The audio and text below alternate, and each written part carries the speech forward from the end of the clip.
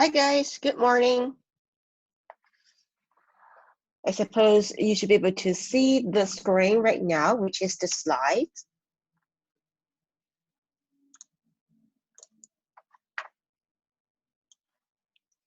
And let's just wait for everyone for one more minute, and then we're gonna start. We're gonna kick off at 10:05.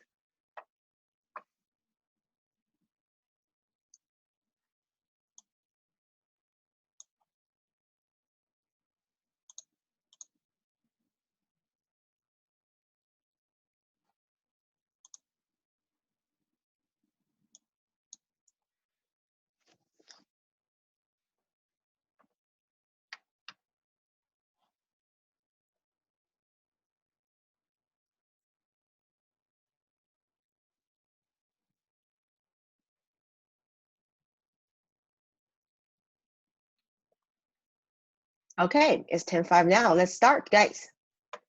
First of all, just double check. You can hear me, right? Yes. Cool. Awesome. Thank you. All right, guys. Welcome back to our class. And I hope that you have take a good relax after the third assignment. I know that many of you were suffering from the assignment, but I do hope that you learn a lot from the assignment, like knowledge-wise. Also, we are gonna have a new assignment very soon, not this week, or it's gonna be either the end of this week or the start of next week. But we are working on the final assignment for you, just so you know. So be prepared for that. Also, be prepared. You probably want to take a relax before we release the assignment, or you also want to take a look at all those key knowledge that we had talked about in the past few weeks, so that you can be well prepared to to start to write, to solve those challenges for yourself.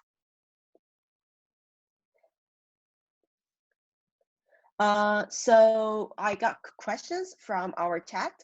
First is there class participation today? No, there's not going to be class participation today. But I will talk about something will be very important, like knowledge-wise. So, but there's no participation. Just so you know, you don't have to write any attacking code to get any point. All right. Let me continue. So first, again, it's an announcement. As I mentioned, assignment 4 will be released either by the end of this week or in the early next week. So this assignment will be about 2 weeks, I think 2 to 3 weeks. And we are trying to like control the difficulties as well as the volume of the assignment, the load of the assignment, so that hopefully you still have enough time to have a wonderful Thanksgiving. Or I know we're now it's approaching to the end of the semester, so I will also make sure that you still have some time to work on the other courses, the other finals. So yeah, so in short, assignment 4 will be released first, and then I really, really hope you again, just start early. If you had a bad time for assignment 3, then you probably want to really start even earlier in this time, so that you will have enough time to finish and also ask questions assignment 4. I'm not sure if there will be like additional office hour. It may or may not. So just like for your own sake, I think you probably want to start early so that you can start to go to office hour and ask us questions if you have any questions. Also, besides assignment 4, we will have guest lectures talking about fuzzing starting from the week after next week. The guest lecture will be 2 weeks approximately. I invited Professor David Bromley from Carnegie Mellon University. He will talk about automatic binary analysis. He will talk about fuzzing. So be prepared for that. Also, David Bromley, he is the leader of the winning team of the Cyber Grant Challenge.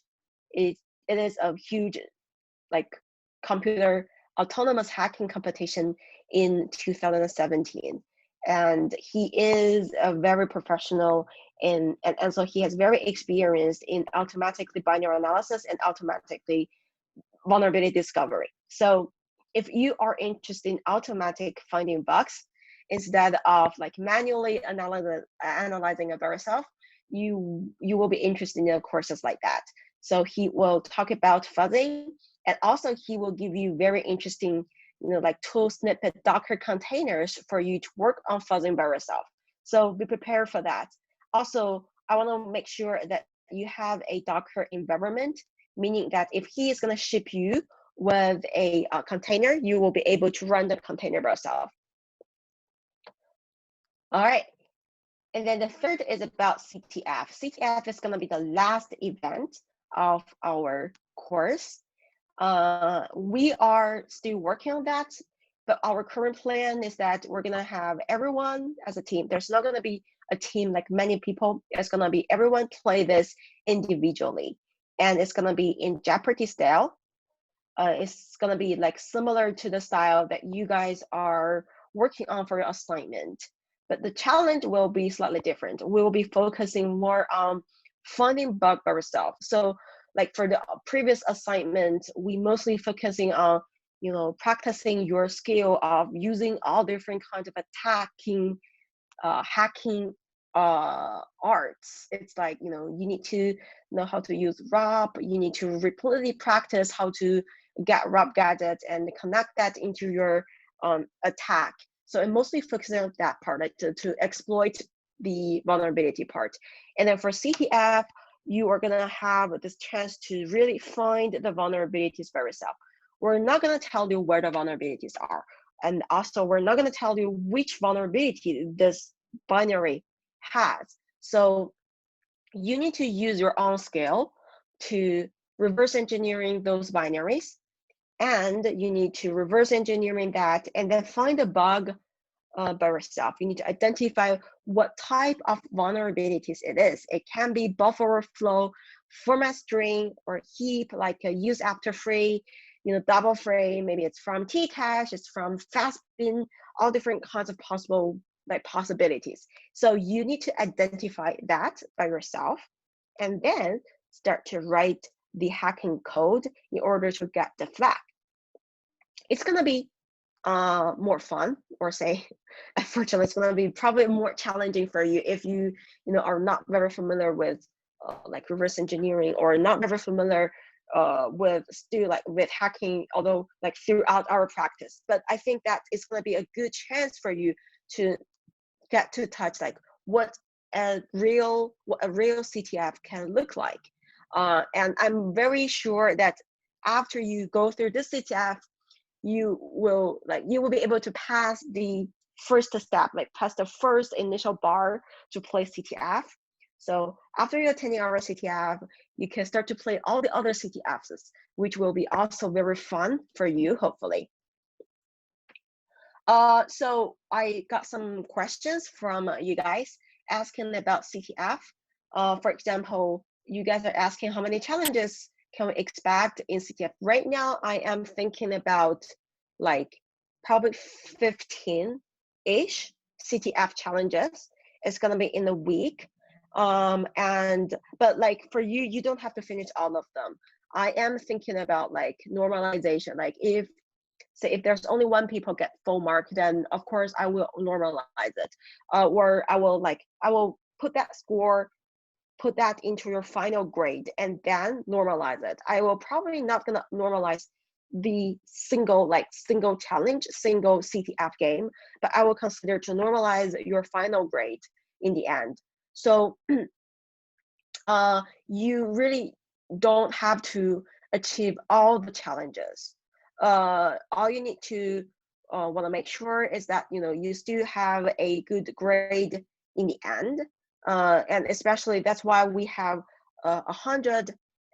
I think right now is already 115 more, like 115 points in total. So you have enough points for you to lose, still will make you get a good score, like A or A plus even.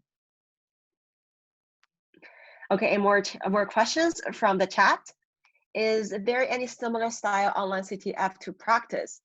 Yes, there are many CTFs that you can practice, but I don't recommend you to practice just for our, for our final CTF, because our final CTF will be easier than most of the CTFs that's currently hosting in the real world. So actually, I would think this as an opposite. It's like you're gonna use our CTF to practice so that you can attend the real world CTF in the future. So please don't tee up for CTF. I also see some, like, you guys are kidding, chatting in the chat. So I don't encourage you to team up for CTF. Although I cannot stop you from cheating, we will have a mechanism to detect it. And if we detect it, we're not gonna figure it out or attribute to who copy whom. So anyone like similar code, as long as we identify them, we will be able to, we will just like shoot you both or shoot you all, depending on how many of you are teaming up. Yeah, we're gonna, apply this, cheating or the integrity violation rule to you. So please make sure that you don't want to team up for the CTF. Yeah, I don't have any more things that I want to share in terms of announcement, in terms of logistics. But if you guys have any questions in terms of assignment for and CTFs, let me know right now so that I can answer. I got questions from chat. How many days will we get for CTF? It's gonna be approximately a week. And right now I'm thinking of using the week of Thanksgiving probably. So that means that, you probably have like 7 or more days, and then you don't have to work on Thanksgiving. You can, it's your choice. You can spend your Thanksgiving on working on the CTFs, or you can just like wait until you finish your Thanksgiving and then work on the CTF challenges. Can we use the grace period for CTF? No. That's a very good question.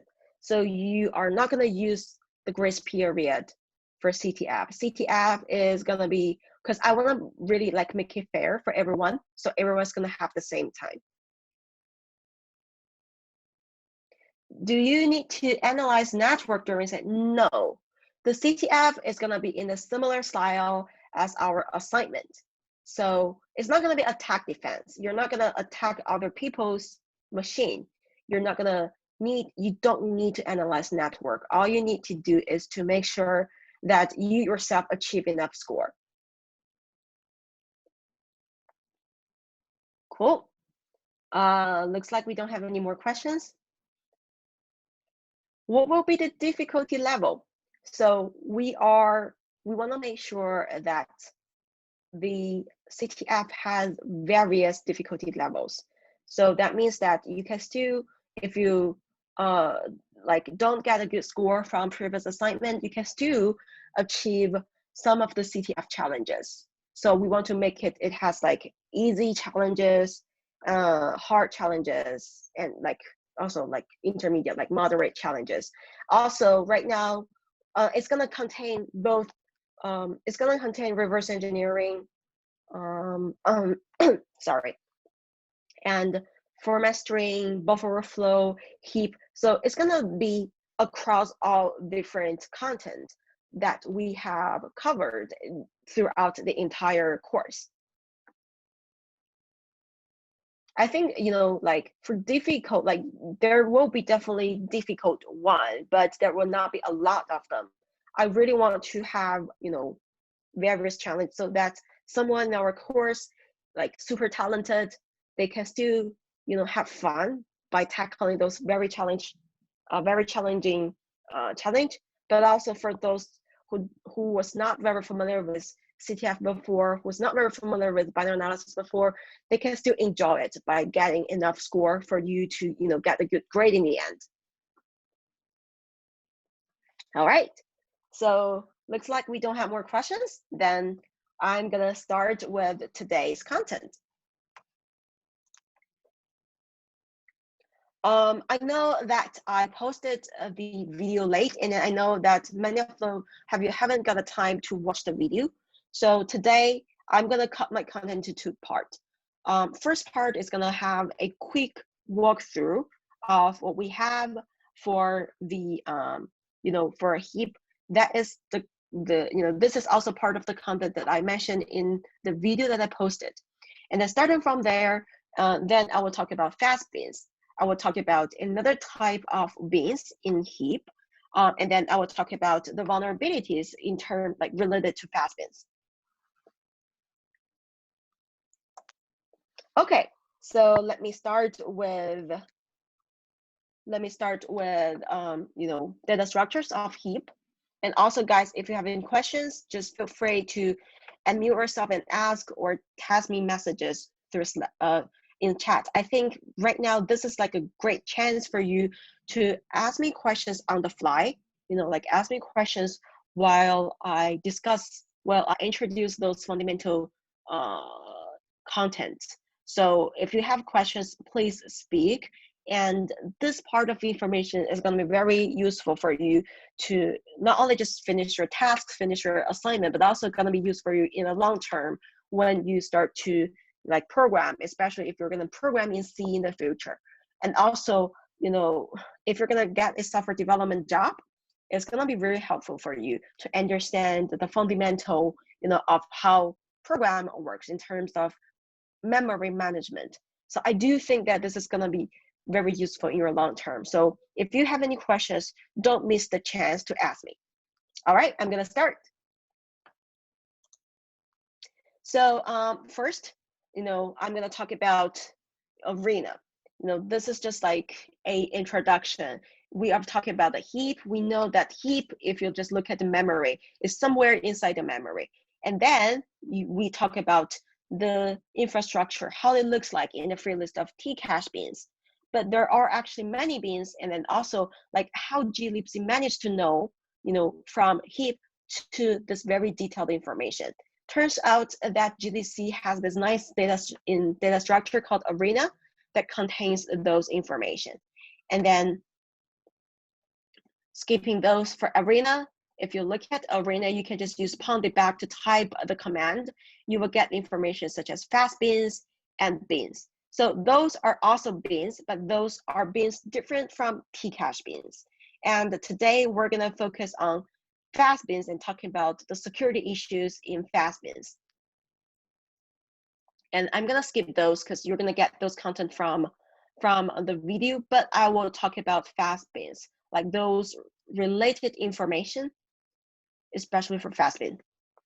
So for fast bean, it is similar to Tcache bean in the sense that, if you use beans, you'll be able to get fast beans, and you will see that there are a certain amount of fast beans, and each fast bean, they're gonna store chunk with the same size. And that's why if you type beans in #back, you will get a list of fast beans, and you will see the size, like size hex 20, 30 to hex 80. Those is the layout for fast beans. And for x86 by default, fast beans ranges from hex 20 to hex 80. However, you may realize that if you use arena, you find that fast beans actually has 10 items over there. However, if you look at here, it has only 7 items over there, like 7 beans in total. The reason why is that there is a configuration that you can use to control the maximum size of fast bin. And you can control that. You can enlarge that to hex A0 at most, and that will be 10 bins in total. So that means that, in maximum you can have 10 fast bins. However, by default, you're going to have only 7 fast bins, ranging from hex 20 to the size of hex 80. Okay, And then I'm going to skip this because this is not related to fast beans for now, but I will stop over here because this is very important. So now we know about T-cache bin, and also we know like fast bin. You may wonder how like memory works to use T-cache bins and fast bin, when to use T-cache bin and when to use fast bin, how memory management libraries such as glibc decides how to use them. So the way that it works is that T-cache bin always has a higher priority than a fast bin. So if a chunk is freed, then glibc will first check if there's still enough room in T-cache bin. So it will check if T-cache bin has enough contents, like if T-cache bin has already filled with 7 chunks over there. If not, then that means that there is still possible chunk that can be inserted into the bin, into the T-cache bin, into the list of T-cache bin. So it will be stored over there. The free chunk will be stored into the corresponding T-cache bin. However, if T-cache bin is full, then it will go to fast bin. So that means that it will go to, the T-cache bin, and it will store the chunk over there.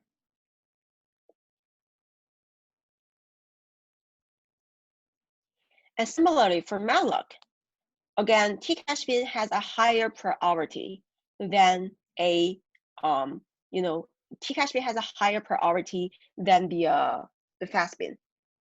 So it will first, when a chunk is going to be malloc, it will first check if there is a suitable chunk in T-cache. And then if the T-cache bin still has a chunk available, then it will return the T-cache chunk.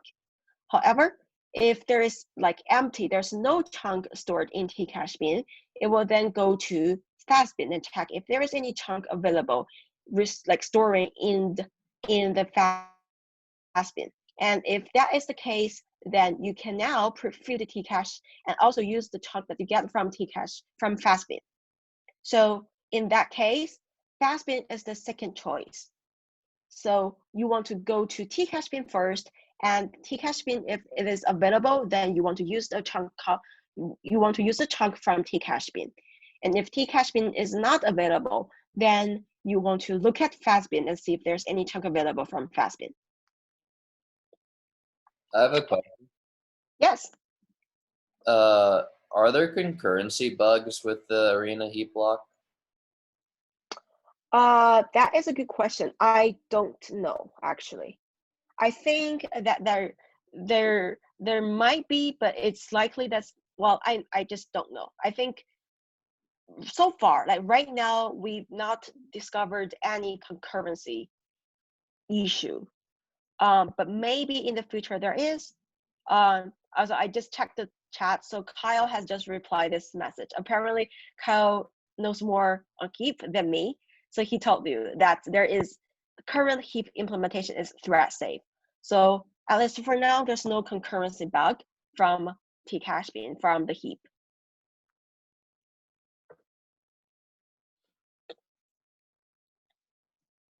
Okay, so then let's talk about chunks in fast bin.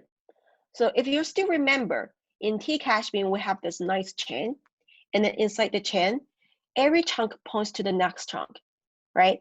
And then when the chunk points to the next chunk, it's gonna point to the start of the chunk where it starts to store the data. It's not the actual start of the chunk. If you still remember, when we look at the chunk, we know that the first 18 bytes is gonna store the metadata regarding this chunk. And then starting from the 16th byte, that is where the actual data starts inside the chunk. So in T-cache bin, when the chunk is freed, and then when the chunk is freed and then put into the T-cache bin, it's gonna be in the list, and it's gonna point to the next chunk, and then it's gonna point to the location that stores the data of the next chunk. However, for fast bin, it is different in the sense that the forward pointer is going to point to the actual start of the chunk. So it's no longer be the chunk with the offset of hex 10, which is 16. Let me see if I can start annotation over here. So here is 16 bytes.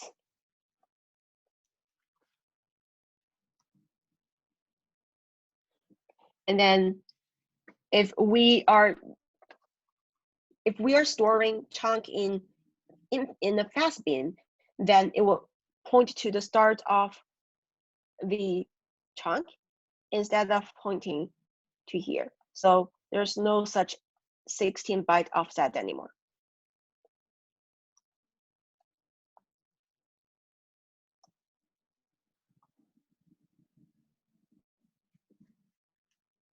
Okay, and then let me skip this, and then let's go to the fast bins itself. Could I ask a quick question? Yeah, sure. Could you go back to that slide real quick? The one with Which one?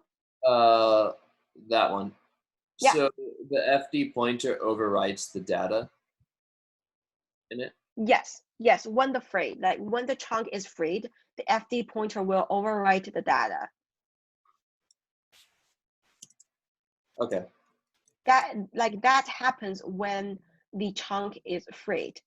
However, after the chunk is freed, so that means that after the chunk has been put into fastbin, a malicious user can overwrite the FD pointer again, and that's how it comes with the that's why an use after free could happen for fastbin, which I will talk about this later.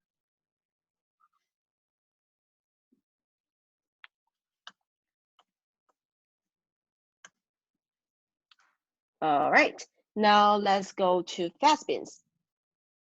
So as I mentioned, we fastbins are a specific bin that is recorded inside Arena, and Arena is a specific data structure that is stored in glibc. Now I am going to give me a second. Let me turn on my virtual machine, and then from there, I'm gonna show you how it looks like when you debug it.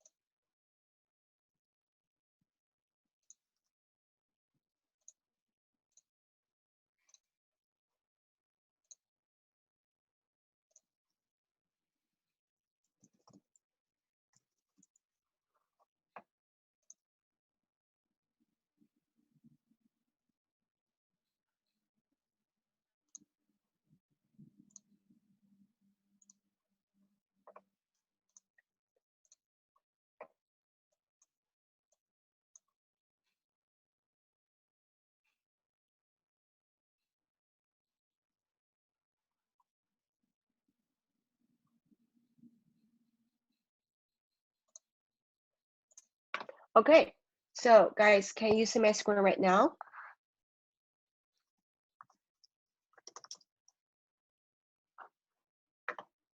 Cool, thank you. Now what I'm gonna do is I will write actually I already write it, but I want to write some small snippets so that you will be able to see, Arena, see those fastbins interaction very quickly. So I'm gonna work on this with you guys together, and let me just go to the right directory. I'm gonna put demo.c, and also guys, I hope that if you have virtual machine right now, I hope that you can work on this with me together, because I'm gonna write this code really line by line, and then you can also just write this code as what I put, and then try this on your side. If you need some minute to open your virtual machine right now, please let me know. Maybe 30 seconds. Yes, feel free. Go ahead. I'm gonna on hold until 10:35. Right now we're 10:33. I'm gonna give you 2 seconds to boost up, and then we're gonna write something together.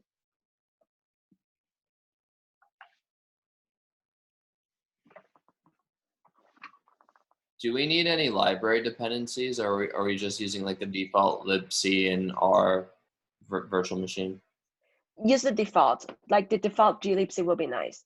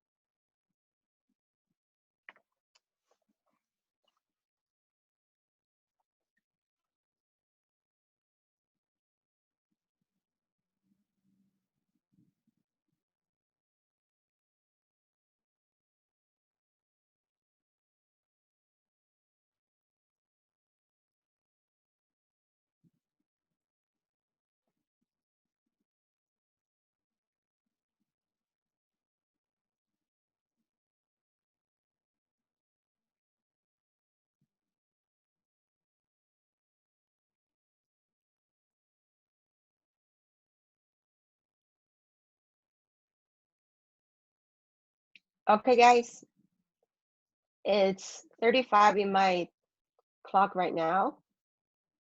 So I will start.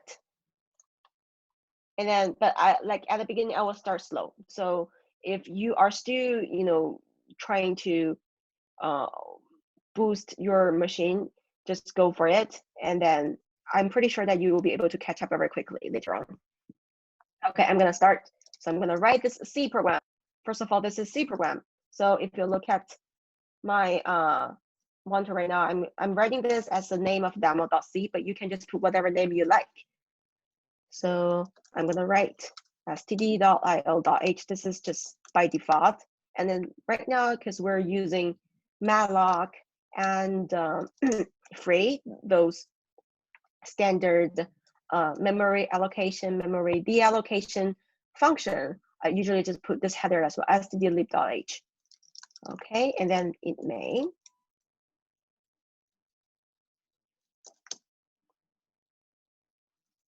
Now what we are gonna do is let's just malloc something.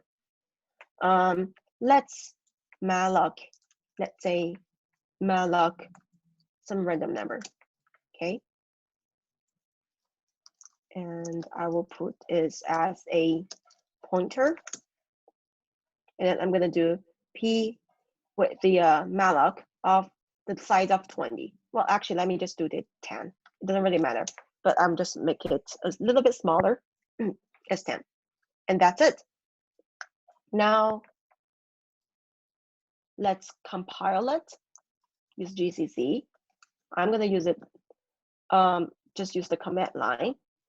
And then I'm gonna enable the debugging information. So I need to attach -g and then demo. Okay. And then now let's do GDB with the demo. Set a breakpoint at main and then run it. Now we're at this particular location, right? And then let's do this. It says there's no heap initialized yet because we haven't executed this specific command. Sorry, where did you set the breakpoint? I set the breakpoint at main. Okay. So it's just the main function. Okay, so right now, if you do this, there's no heap at all because we haven't had a malloc. And then if you look at VM map here, you will not be able to get heap. Let me scroll this. Right, so there's no heap information. This is common because we haven't dynamically allocate any memory. So that's why there's no heap. Okay, now I'm gonna next. I finished executing this. Now let's take a look at the kernel memory again. We see heap. And can you guys get this from your end as well?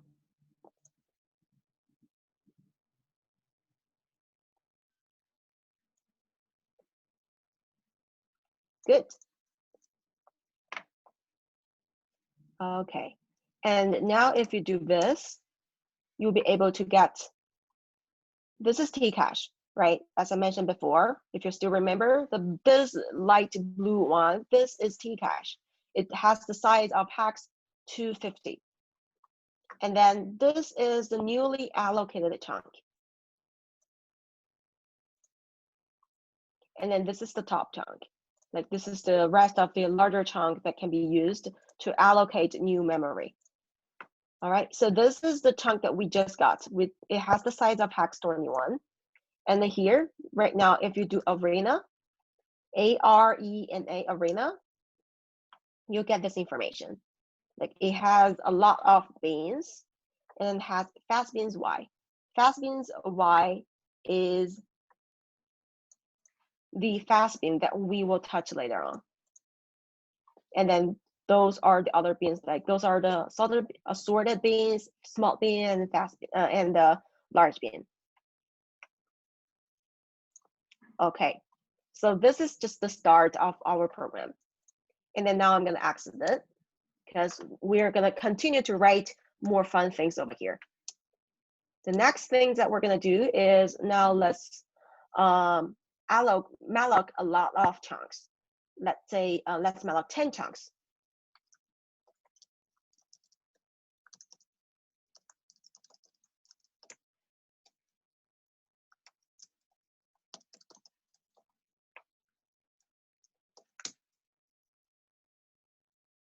And then I'm going to have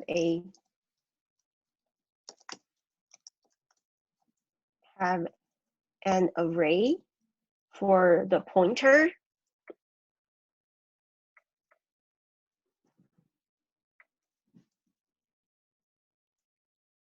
And then each pointer, there's gonna like be allocated with a size of 10. And then what we're gonna do is that we're gonna free them all. So we need to free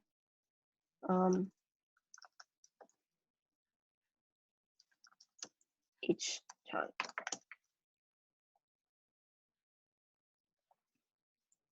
And just make the code a little bit looks a little bit better. I'm gonna have a return 0. All right, guys, are with me? Now I'm gonna compile it. Are with me at this point? Let me know, and then I'm gonna, and then I will go next. Good, got it? Everyone is good? Awesome. Let's continue. Oh, can I ask about viz? So is there a corresponding viz command on Jeff, because just viz doesn't seem to be supported? This is a good question. I don't know. I need someone. I'm pretty sure that there is, but I just don't know this specific command. I need help, guys. If you're using Jeff and if you know the answer, please let me know, please, or type it in chat.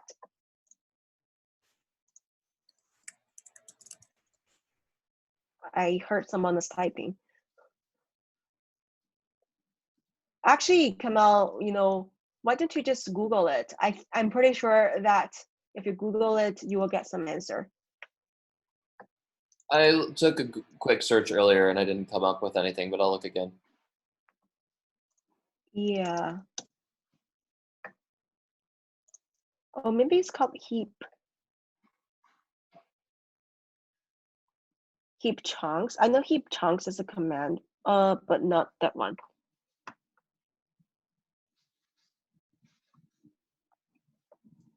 Yep, sorry, I don't know. I was looking at Jeff right now, the documentation, but I don't find one. Yeah, there is heap command. Can you just try heap? You may get something, maybe not in this format, but some information similar. All right, and then guys, now I'm gonna continue. So let's do this demo, GDB it.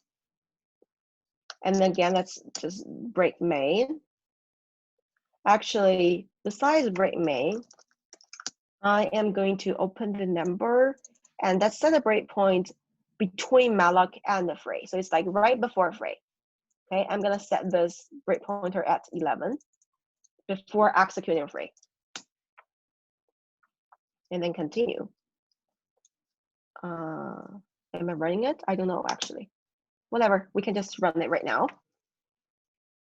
And then continue. So right now we are at a stage that we are about to fray those pointers. And let's see if we can print those pointers out. It's all over here. Right? And then just take a look at this. This is beautiful. So this part we know this is T-cache, and followed by that are all the chunks that we have allocated. You may find that this is not enough of 10. This is like 1, 2, 3, 4, 5, 6, 7, 8, 9, right? And this is because when you use this command, you can, like by default, it will only show 10 chunks over there. So including the chunk for T-cache, this is like 10 in total. That's why those chunks are 9. But if you just make it a little larger, like this 11, you will get this chunk. You will get the 10th chunk that we allocated over here. Oh, actually, we don't allocate 10. We only, hold on. Yes, actually, sorry. We do allocate 10 chunks. So we should have 10 chunks in total. All right. So now, next, we're going to fray them. But before I fray, let's take a look at bins.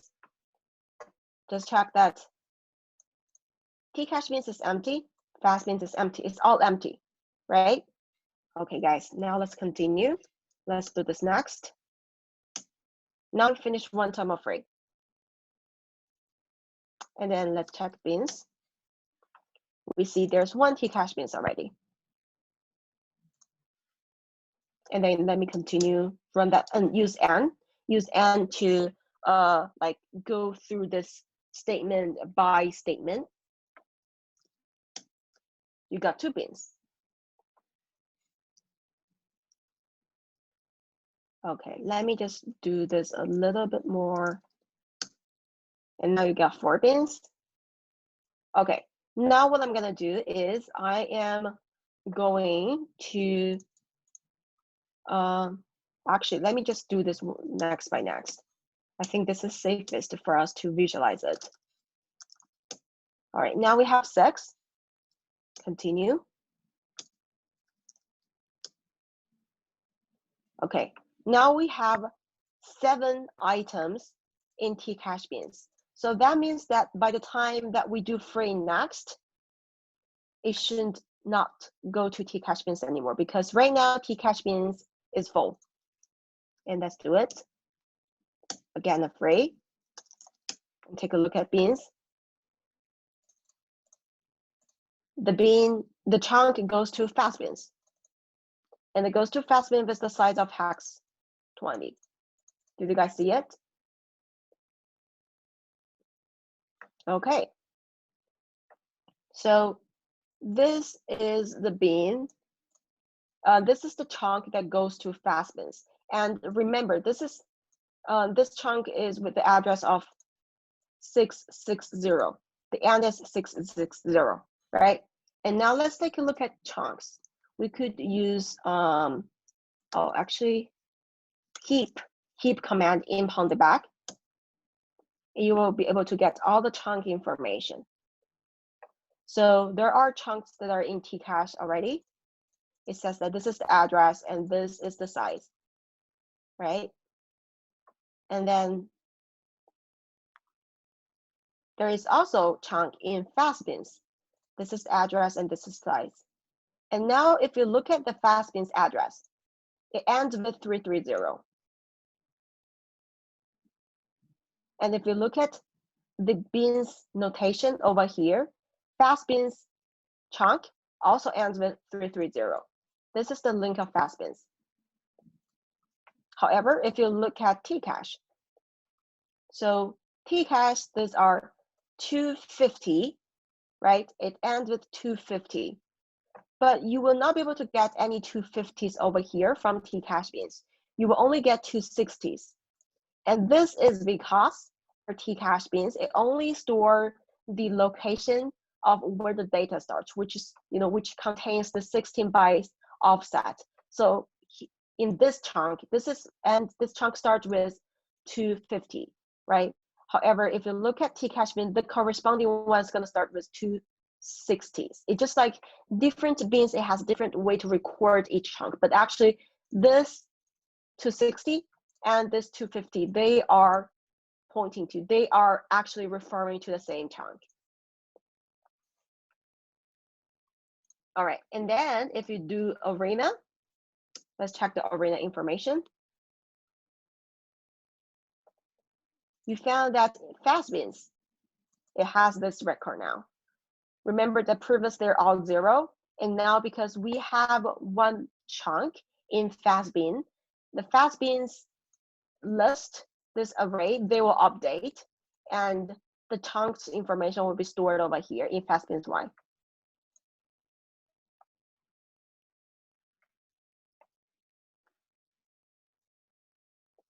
Also, I want to let you realize that this is main arena.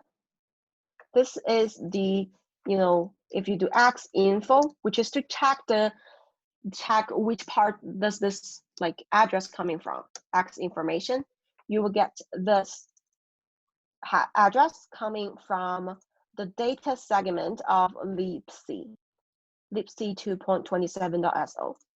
So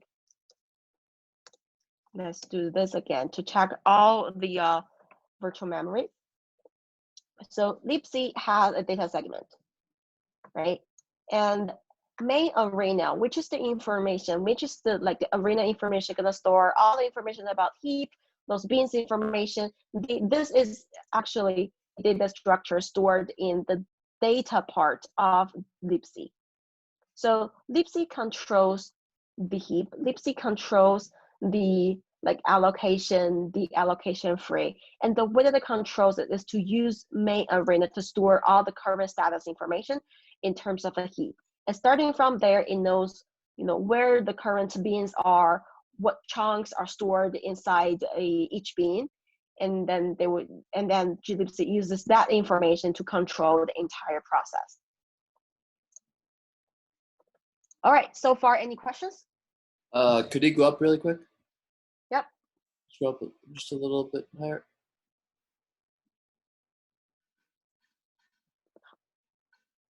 Tell me when I need to stop. Good.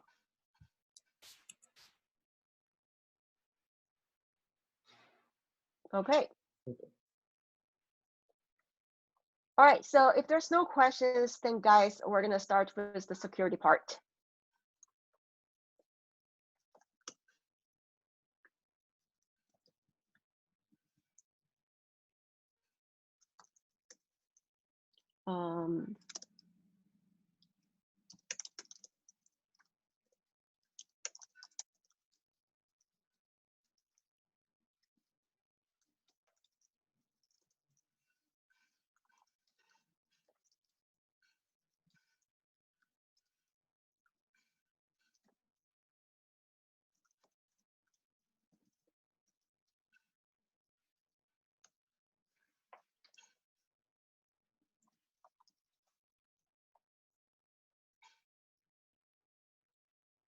Okay, guys, so now let's start with the first vulnerability. I'm not sure if we have enough time to talk about double free, but let's start with use after free first. And double free, it's very similar. So let's first start use after free for fastbin. And as I showed before, in this part, we are already playing with fastbin, and we know that to get the fastbin, you need to malloc and then free the chunk for 7 times to fill Tcache bins. And after Tcache bin is filled, it will start to store chunks into fastbins. So fastbins is also has the buffer overflow. Sorry, not buffer overflow, but fastbin also has use after free vulnerabilities. I'm gonna show it using this code. So right now, I'm gonna give you a few seconds to write this code down. Actually, I will also copy paste this code to our chat so that you can also just copy paste it to your local, to your running environment.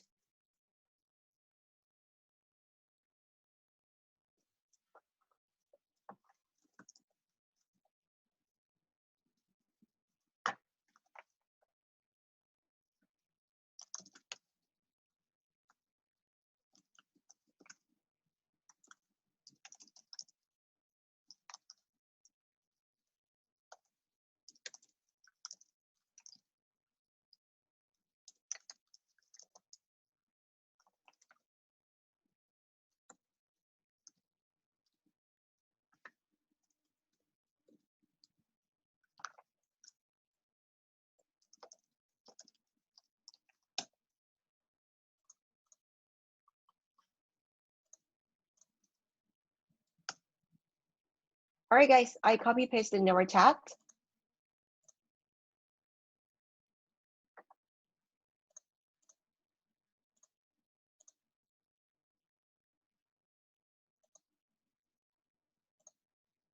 Which part of the chat was it? It's the Zoom chat.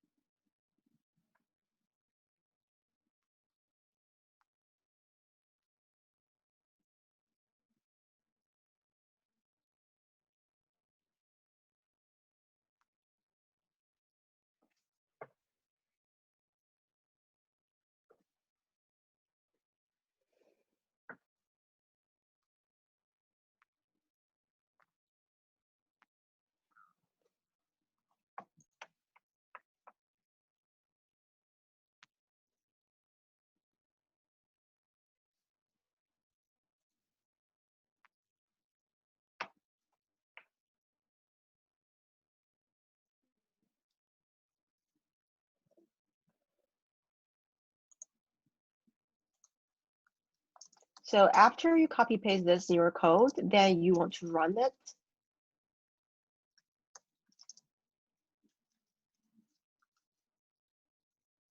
And you want to compile it for sure.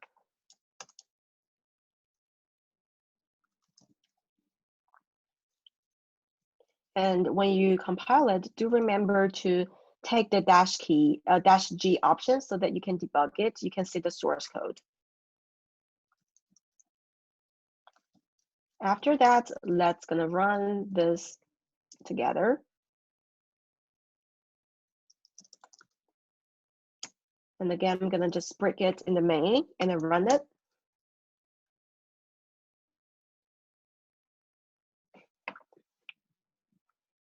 So the first step, as I showed in the comment of the code, is to make the fastbin chunk, like put some chunk into fastbin. So now let's try to put 2 chunks into fastbin. And if you are also following me right now, you're using the same code, then let's set a breakpoint before the second step. So let's make this as break at 16 and then continue to run it. And now if you look at current bins, you should be able to find Tcache bins are full, and also fast bins, there are 2 items in fast bin with the size of hex 30. Can you guys get that from your end?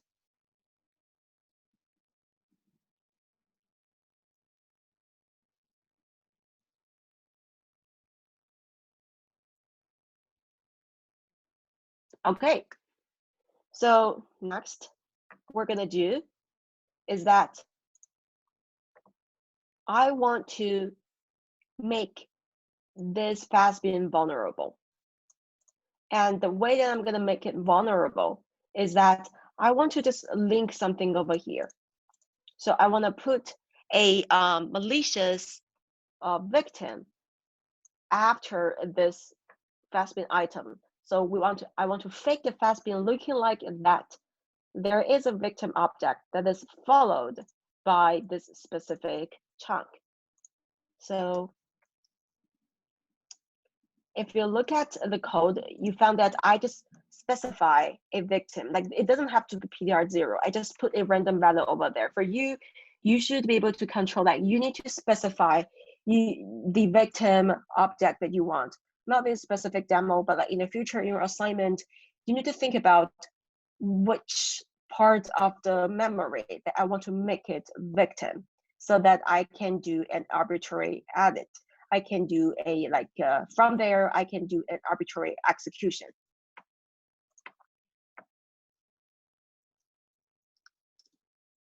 All right, so now I already put this victim, link that with the 7th pointer. And now if we look at beans, now you found that actually there are 3 items over there, right?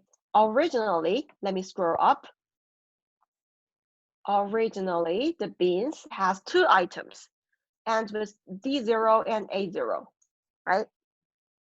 And now I am adding another items in the end of A0. And the way that I change it is to added this chunk. So this chunk, since it's in fastbin, it's already freed. And also, if you look at the source code, we found that this comes from the 7th pointer. I already freed the 7th pointer in the line of 13. And now I want to free it, and now I want to add it. And I want to add it with this victim pointer. And remember that because this is fastbin, we need to make this offset. If you want to write somewhere at like victim, then when you link that victim memory location, make it as a chunk, link that into your fastbin. You want to put your offset over there. So that's why I have a -2. And because victim is, in the type of CST star, that's why if you do type -2, it's gonna be offset with 16 bytes. So just for double check, if you do victim, you found that the victim address at this point, right? But here, when I link this victim chunk to fastbin, I make by hex 10. So that's gonna be 250. So that's why in the line of 18, I make pointer 7, which is 3B0, right? I put this information over there. I put this information of 250 at this particular address. And now if you look at the chunk, let's take a look at the chunk of pointer 7. So let's do heap. We got all those chunks. And then let's find the chunks that are in fastbins right now. This 2, right? And there's another one here. So pointer 7 is 3B0. We want to find that one with 3A0. So this is chunk 7. And then let's use dequeue, this particular command, which is to dump the information from a particular address. And we found that this is the chunk, right? And because we added it, we use PTR7 in line 18, we added it, make it the value equal to victim -2, which is victim with the offset of 16 bytes. We will be able, we managed to make the fastbins contain 3 items, and then the last item is the victim item. Victim. Oh, sorry. P victim.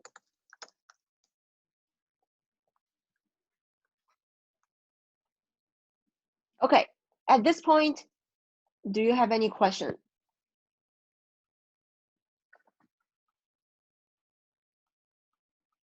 Sorry, why do we have the -2 for victim? So this is essentially equal to the address of victim -16 bytes. And because right now victim in the type of size T star, and for size T star, each element in the type of size T star is like 8 bytes. So that's why if you do -2 is gonna be equivalent to -16 bytes because each one is 8 bytes for size T star.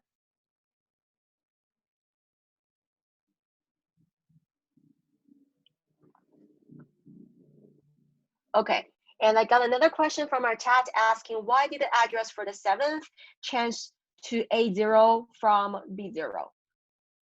Right, so here, that is the part for fast bin that are linking, the difference of fast bins that are linking. So if you look at the chunk of, if we look at the chunk of pointer 7th, which is, let me scroll up. It's from fast bins. Oh, it's here. Yeah, it is exactly here. It is A0, right? So the way that glibc works is that if you do malloc, then when it returns you the place that you start to put data. So for example, this comes back to the layout of the chunk. If this is a chunk, and then the 16th byte, the first 16 byte, they're metadata. And then starting from the 16th byte, that is going to be the actual data. So when malloc is called, when we get the value, here, 0.7, this is how we get, right? So the value of 0.7 got from malloc. When we call malloc, what it returns is the start of this data location. So that's why if you do like pointer 7, let me do this here. Pointer 7, you will get B0. So victim is the metadata? Victim is not the metadata. Victim can be anything.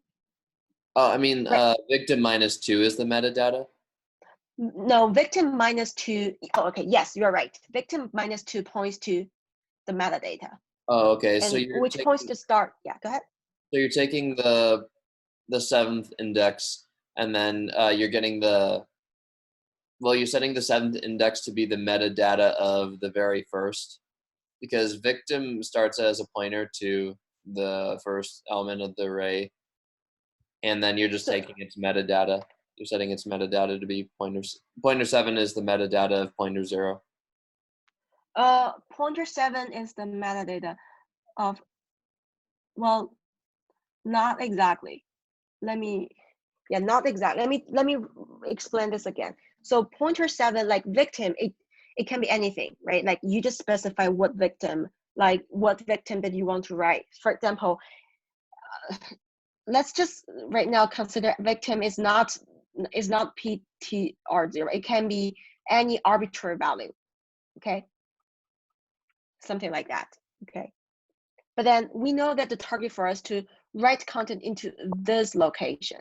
When we link that into fastbin, remember that for fastbin, those like fastbin chunks, when they link together, they always use the start of the chunk to store the next chunk. Does that make sense? So it's like here, this is the start of the chunk. Let me draw this. Like if this is a chunk, and then this chunk contains metadata and the actual data, right? And then when chunks are put into free bins, that's gonna be another chunk. And this is metadata, and this is chunk. So this is the part that you really want to put your data in. So here, say, if here is the place that you want to put a victim, suppose that we have a victim, right? This is here we want to put our malicious data. And if you want to put that into fastbin, you have to like create this metadata part. And then make your fastbin link to the quote-unquote metadata place. So that's why for here victim, I want to -2, which is minus 16 bytes, so that here I know if I'm gonna create a fake chunk, this should be the start of the fake chunk. Does that make sense? That part is making, so that's why we do victim -2 in order to get metadata space. Yes, exactly. Okay. And then yeah, that's also why, you know, yeah, I mean that is why here victim you want to like have victim -2 and then link that part to the fast bin instead of like just directly linking to the fast bin, which is different from Tcache. And also, you know, for p.7, the address that they return here is the data address. Like it's all those data address. It's not the metadata address. This is due to the nature of malloc. So that's why if you look at chunk, if you use heap to look at the chunk information, you will not be able to find B0, you'll find A0, because that's the actual start of the chunk. However, if you just print .7, it will return you the place where the data starts, which is B0. And are we setting the metadata of the chunk to be an arbitrary value? Sorry, so again, are we setting the metadata chunk to be the arbitrary value? Yes. Yes, right now, yes. Okay, I'm just trying to see where it's being set because we have the metadata now, and then we're about to start at the loop. But see where we're actually changing the metadata value. So we don't change the metadata value. Like the value inside the metadata is not changed. We just create, like consider that part as the fake chunk, and then use that address instead of the metadata. Okay. Okay. Okay.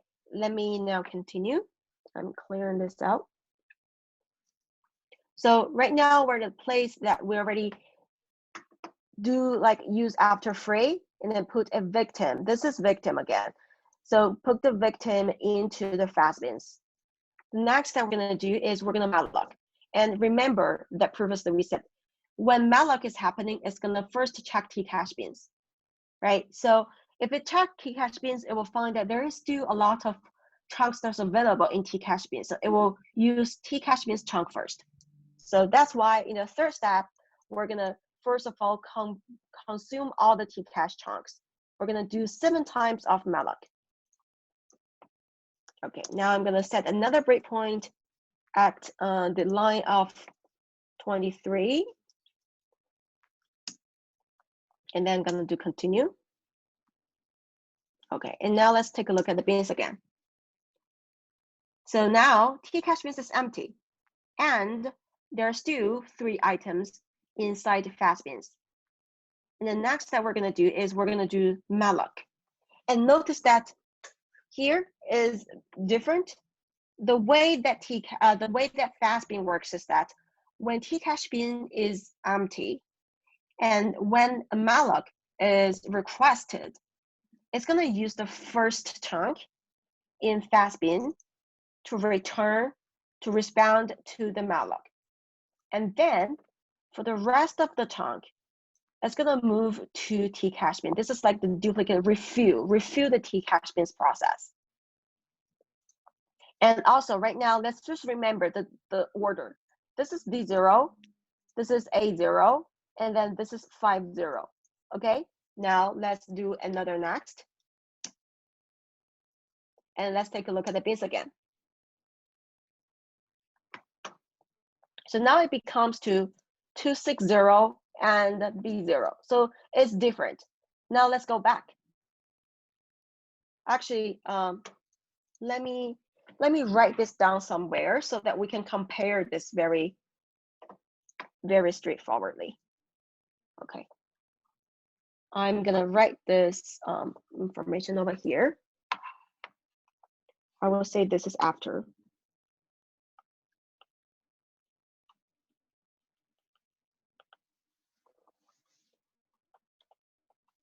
To 03B0, and this is in Tcache.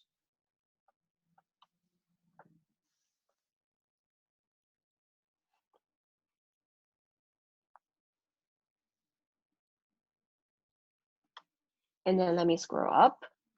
Let's take a look at before.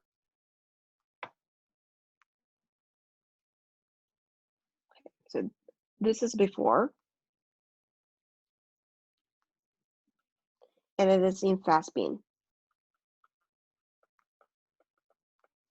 That is 3D0, and then 3A0, and then 250, right? So this is very interesting, and then this is very important because this is going to be very related to, you are calling use after free correctly. So this is the first chunk of fastbean. When a malloc is happening, it would return this. But of course, because malloc is going to go to the actual data part, so it's going to be 3D0 plus 10, which is 3E0. It will return that to malloc. And then for these two chunks, it's going to put back to Tcache bin. The way that they put back is in a reverse order. Basically, how glibc works is that glibc will start with fastbean, make that return, right? And then go to the next one, which is 3A0 at this point, and then move 3A0 to Tcache. So it's going to move 3A0 to Tcache. When it moves that, remember that Tcache always store the data address instead of the start of the chunk, instead of the metadata address. So that's why it shifted by hex 10. Right now, if you look at the Tcache address, it becomes 3B0. Okay? And then glibc will continue. Fastbean continue scanning. The next element is 250. And then it realized that he wants to put 250, this chunk, into Tcache again. And for Tcache, it's always first in, last out. So that's why right now, it reverses the order. So this is very, very different. And this is more complicated.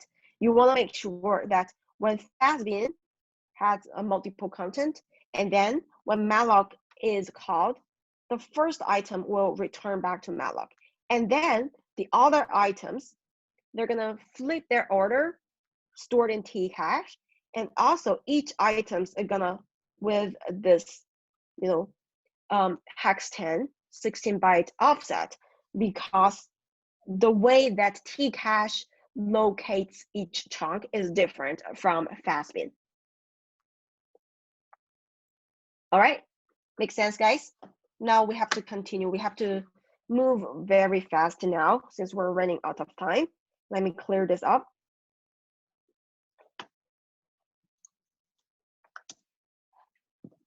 Okay.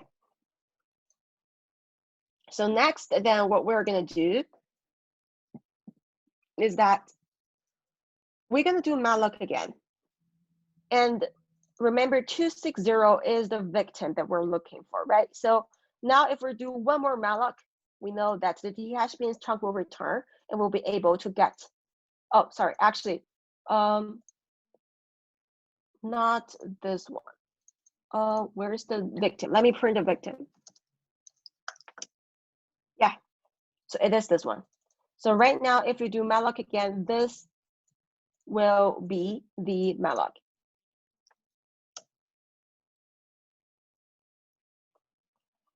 So right now, if you look at the tag, it's the same one as the victim. So we're here. It's the same as the victim already. So in this way, you will be able to get this victim chunk. And then, similar to before, you can now overwrite the victim with whatever value that you want. And this is how you can use a use after free to, manipulate the control flow and make it, in the end, make it as a arbitrary execution. All right, guys, that's pretty much for today's content. Unfortunately, we don't have enough time to touch double fray, but I will talk about double fray in our future videos. And then I will show you how to use double fray to, how to use double free, how to use double free, and then how to apply double free attack to fast bin chunks. Okay, let me stop sharing and stop recording. Actually, let me just start recording, and then I will share the screen here for a while so that you can ask me questions, and I will stay here for a while as well.